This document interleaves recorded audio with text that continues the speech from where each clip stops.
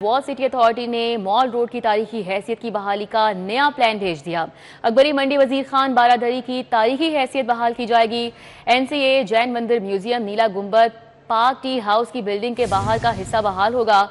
Punjab university, GC university, Nasir Bagh की building के बाहर का हिस्सा भी बहाल किया जाएगा। मॉल रोड पर बिजली अंडरग्राउंड की जाएगी। इस हवाले से मजीद जानेंगे, हमारे साथ एडिटर ब्यूरोक्रेसी कैसर खोखर हैं। जी कैसर खोखर।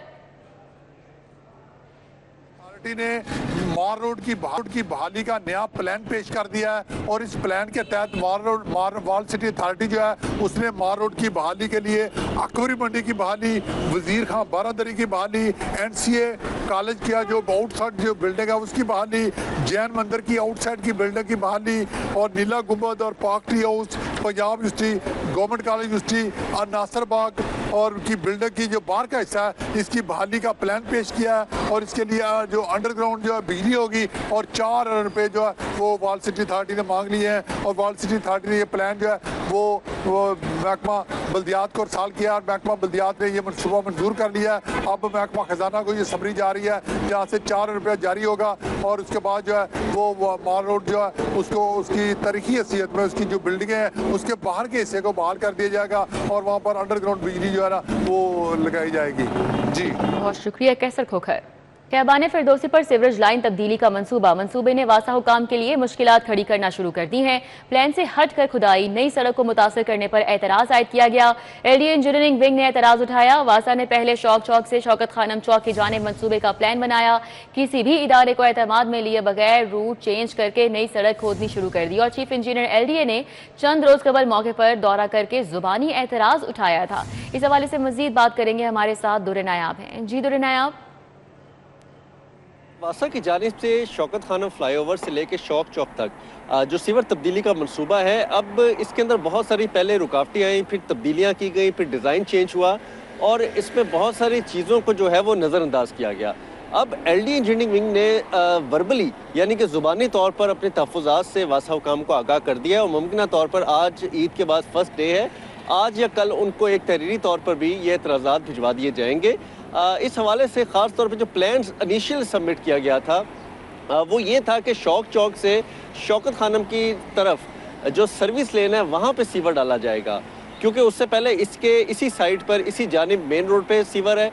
अब इसको सर्विस लाइन पे मुंतकिल किया जाएगा, लेकिन बाद में वासा को अंदाज़ा हुआ, जो प्लान उन्होंने सबमिट एलडीए में करा लिया, हर जगह अप्रूव करवा लिया, उनको फिर अंदाज़ा हुआ कि ये पॉसिबल नहीं है और इस हवाले से उनको अब इस गलती के एहसास के बाद उन्होंने एलडीए को बताना जो है वो गवारा नहीं किया, बल्कि दूसरी जानिब जो शौकत खानम से शौक चौक की तरफ जाने वाली बनती है उस पर खुदाई का आगाज़ कर दिया।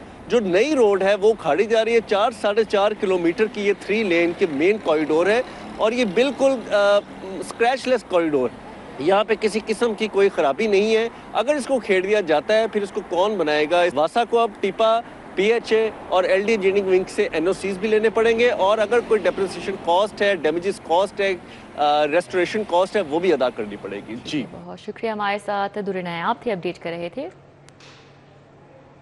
आउटसोर्स होने वाले स्कूलों में 43,960 असातिज़ा की असामियाँ ख़त्म हो चुकी हैं। फ़ेज़ 1 में 5,863 और फ़ेज़ 2 में 4,789 स्कूलों को आउटसोर्स किया गया था।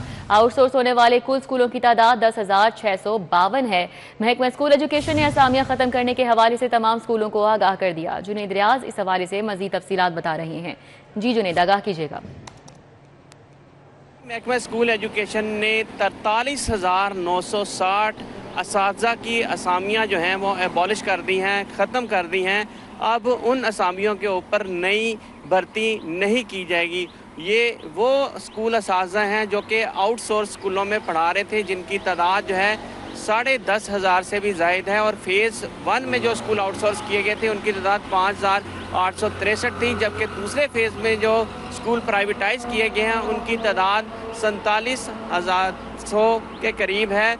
ये टोटल जो है 10,500 स्कूल बन जाते हैं जो कि आउटसोर्स किए गए हैं और इनमें पढ़ाने वाले असातिज़ा की तादाद 43,960 थी, जो कि अब असामियाँ ख़त्म कर दी हैं। उन स्कूलों में जो असातिज़ा पढ़ा रहे हैं उनको कहा गया कि फौरी तौर पर जो है सरकारी स्कूलों में तबादले करवाएं, क्योंकि वो स्कूल जो है वो ठेके पर दे दिए गए हैं। इस हवाले से 7 अप्रैल से तबादलों पर से पाबंदी भी उठा ली गई और सीट एडजस्टमेंट के लिए असातिज़ा को कहा गया है कि वो 17 अप्रैल तक अप्लाई करें ताकि उनके तबादले दूसरे स्कूलों में किए जा सकें। इस हवाले से जो असातिज़ा की शॉर्टेज है करीबन 1 लाख से के करीब, वो भी शॉर्टेज पूरा करने में खातिर ख्वाह मदद मिलेगी और असातिज़ा को कहा गया कि वो अप्लाई करें ताकि उनकी सीट एडजस्टमेंट की जा सके। जी ठीक है, बहुत शुक्रिया। हमारे साथ जुनेद रहे थे। और अब बात शहर के मौसम की, तो शहर का मौसम बेहतर है, सूरज और बादलों की आंख मचोली जारी है। मौजूदा दर्जा हरारत की बात की जाए तो 29 डिग्री सेंटीग्रेड तक रिकॉर्ड किया गया है। दिन भर मौसम में तब्दीलियां जारी रहेंगी, माहिरीन मौसमियात का ऐसा बताना है। कोमल असलम हमारे साथ हैं, मौसम के हवाले से उनसे अपडेट्स लेंगे। जी कोमल। जी बिल्कुल रिदा, लाहौर शहर के मौसम की बात की जाए तो ईद के 3 रोज़ थोड़े से सख्त गुजरे, लेकिन आज जो है वो मौसम ने आज ये कहना बिल्कुल भी गलत ना होगा कि आवाम पर कुछ मेहरबानी दिखाई है। सूरज और बादलों के दरमियान अटकेलियों का सिलसिला जारी है, मतलब जुज़वी तौर पर अब आलूद महसूस किया जा रहा है। हवाओं का सिलसिला भी बरकरार है और वक्फे से हवाएं चलने की वजह से मौसम अच्छा खासा बेहतर महसूस किया जा रहा है। ये कह सकते हैं कि गर्मी बिल्कुल भी महसूस नहीं की जा रही और लाहौरिये जो हैं वो मुख्तलिफ बागात की जानिब रुख भी कर रहे हैं। तफरीही मकामात की जानिब आज भी रुख किया जा रहा है ताकि इस मौसम के रंगीन नज़ारों के जो है वो उसको इंजॉय किया जा सके और रंगीन नज़ारों को अपनी हसीन यादों में समेटा जा सके। वहीं अगर हम बात करते हैं इस वक्त दर्जा हरारत के हवाले से, तो इस वक्त टेम्परेचर वैसे तो 29 रिकॉर्ड किया जा रहा है, लेकिन अगर फील लाइक की बात करें तो फील लाइक 25 डिग्री सेंटीग्रेड तक महसूस किया जा रहा है। वहीं अगर बात करते हैं दिन भर के हवाले से, तो आइंदा 24 घंटों के दौरान लाहौर शहर में कम से कम दर्जा हरारत 18 रहेगा, ज़्यादा से ज़्यादा 31 डिग्री सेंटीग्रेड तक रिकॉर्ड किया जाएगा। हवा में नमी का तनासुब जो है वो 86%, हवा की रफ्तार 15 किलोमीटर फी घंटा के हिसाब से रिकॉर्ड की जा रही है, जहां पर लाहौरियों के चेहरे खुशी से खिलखिलाते हुए नजर आ रहे हैं क्योंकि मौसम बहुत ज़्यादा रंगीन नताएं दिखा रहा है। वहीं हमारे जो परिंदे हैं, हमारे जो पत्ते हैं, पौधे हैं, दरख्त हैं, रंग बिरंगे फूल हैं, हर कोई जो है वो आज की फ़िज़ाओं को इंजॉय कर रहा है और फूलों की महकती जो खुशबू है वो फ़िज़ा को भी मुअत्तर कर रही है और लाहौरिये भी काफ़ी ज़्यादा खुश नज़र आ रहे हैं और इस खुशगवार फ़िज़ा में सांस ले रहे हैं और बेहतरीन ज़िंदगी के मज़े जो हैं वो दोबारा कर रहे हैं। वही अगर बात करते हैं लाहौर शहर में फ़िज़ाई आलूदगी के हवाले से, तो AQI की मजमूई शरह जो है वो आज तकरीबन 156 रिकॉर्ड की गई है और लाहौर जो है वो इस वक्त पहले नंबर पर आलूदा तरीन शहरों में देखा जा रहा है। लेकिन ओवरऑल फिर भी AQI जो है वो बेहतर है, कभी 153 चला जाता है, कभी 156 चला जाता है, लेकिन लाहौरियों को फिर भी कहा जा रहा है कि एहतियात हमें करनी है, मास्क का इस्तेमाल यकीनी बनाना है। मौसम तब्दील हो रहा है, यानी कि मौसम में आज बेहतरी अगर देखी जा रही है तो हमें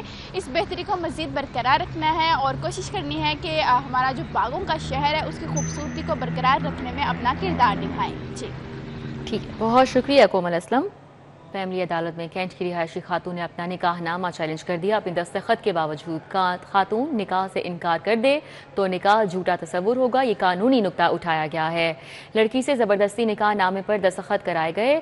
आशिक चौधरी एडवोकेट ने यह मौक़िफ़ अपनाया। मज़ीद क्या मौक़िफ़ अपनाया गया है, हमारे साथ शाहीन अतीक है, उनसे बात करेंगे। जी शाहीन अतीक। की तातीलात के बाद आज पहला केस जो है वो फैमिली अदालत में दायर हुआ है, जिसमें एक खातून लाहौर कैंट की रहने वाली हैं, ज़ैनब बीबी उनका नाम है। उन्होंने अपने निकाह नामे को जो है वो चैलेंज किया है। ये चैलेंज जो है वो आशिक चौधरी एडवोकेट हैं, उनकी वसातत से जो है वो खातून ने अदालत में दावा दायर किया है। मेरे पास यहाँ पर आशिक चौधरी मौजूद है, उनसे बात करते हैं। आशिक, ये बताइएगा कि क्या आपका दावे में मौक़िफ़ है? जी आज ही मेरे पास ज़ैनब बीबी आई है, उसने कहा है कि मुझे ज़बरदस्ती अगवा करके इस गन पॉइंट पे मुझसे निकाहनामे पे साइन किए हैं। उसके लिए हमने दावा किया है जस्टिफिकेशन ऑफ मैरिज का। उसमें एक वाज़ह साइटेशन है कि जज इस निकाहनामे को फासद और गैर कानूनी और वाइड एब्यूशन डिक्लेयर कर सकता है। वो PLD 206 SCMR 489 है। तो आप इसमें फौजदारी केस भी कर सकते हैं? नहीं, इसमें हम फौजदारी केस भी ज़रूर करेंगे, वो उसका अलहदा फॉर्म है। ये फैमिली कोर्ट में जस्टिफिकेशन मैरिज हो सकता है, वो उसको किया है, बाकी दूसरा केस हम फौजदारी अदालत में करेंगे। जी, आपने आशिक चौधरी एडवोकेट उनका मौक़िफ़ सुना। अदालत में जो कानूनी नुक्ता उठाया गया है उस पर जो है वो अदालत ने मौक़िफ़ अख्तियार करते हुए जो दूसरा फरीक है उनको भी नोटिस जारी कर दिए कि आगे अपने मौक़िफ़ जो है वो अदालत में। ठीक है, बहुत शुक्रिया। हमारे साथ शाहीन अतीक थे, अपडेट कर रहे थे। महकमा स्पेशलाइज्ड हेल्थ की बौखलाहट के हवाले से आपको बताएं, टीचिंग अस्पतालों के एमएस के लिए इंटरव्यू से पहले ही सिलेक्ट कमेटी में रद्दोबदल कर दिया गया। टीचिंग अस्पतालों के मुस्तकिल एमएस तैनात करने के लिए सिलेक्ट कमेटी तश्कील दी गई। सीनियर हेल्थ रिपोर्टर जाहिर चौधरी हमारे साथ है, उनसे बात कर लेते हैं। जी जाहिर चौधरी, आगाह कीजिएगा इस हवाले से। जी, महकमा स्पेशलाइज्ड हेल्थ केयर की जानिब से बौखलाहट का मुजाहरा करते हुए जो सरकारी टीचिंग अस्पताल हैं उनके मेडिकल सुपरिटेंडेंट की मुस्तकिल तैनाती के लिए जो सिलेक्ट कमेटी थी उसमें एक मरतबा फिर रद्दोबदल कर दिया गया है।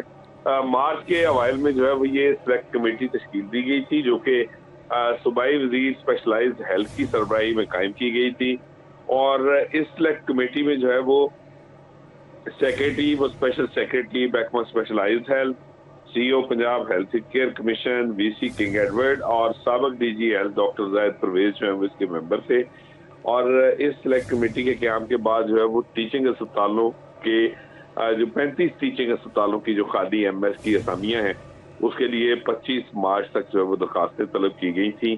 दरखास्तें वसूल करने का अमल मुकम्मल होने के बाद अब एक मरतबा फिर सिलेक्ट कमेटी में जो है वो रद्दोबदल किया गया है और अब वज़ीर आला के adviser major general retired doctor Azhar Kiani जो हैं उनको जो है वो सिलेक्ट कमेटी में अब बतौर मेंबर शामिल कर दिया गया है। और अब ये जो नई सिलेक्ट कमेटी है इस नई चेंज के साथ ये इन वसूल की गई जो दरखास्तें हैं उनके जो है वो इंटरव्यूज करेगी और उसके बाद जो है वो टीचिंग अस्पतालों में जो अरसा दराज से मेडिकल सुपरिटेंडेंट की खाली असामियाँ हैं उनकी तैनाती का अमल जो है वो मुकम्मल किया जाएगा। ठीक है, बहुत शुक्रिया जाहिर चौधरी। भी आपको बताएं, आलमी मार्केट में सोने की कीमत में रिकॉर्ड इजाफा हुआ है। सोना $40 बढ़कर $3,123 फी औंस हो चुका है। मुकामी सराफा बाजारों में सोने की कीमत में रिकॉर्ड इजाफा और फी तोला सोना 7,000 रुपए महंगा हुआ है।